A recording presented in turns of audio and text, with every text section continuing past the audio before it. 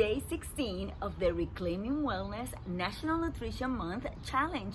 30 days to increase your nutrition and build healthy living habits in 60 seconds or less. This is day 16, and the tip for today is to practice the reduce and replace technique. Instead of just reducing all the junk food and all the bad stuff that you know is bad for you and then leaving a void that will leave you feeling unsatisfied, perhaps you want to do the reducing and replacing. So reduce the amount of whatever it is that you want to reduce, say it's soda for example, and fill that void with something or replace it with something that's really healthy for you, so you never feel like there's a void in the process. So perhaps you want to reduce soda and increase and replace with a little bit of kombucha, or perhaps you want to reduce the amount of sugary drinks and replace with a blend of ginger hibiscus tea.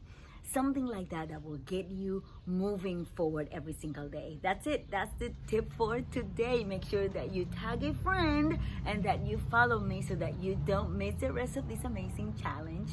See you tomorrow.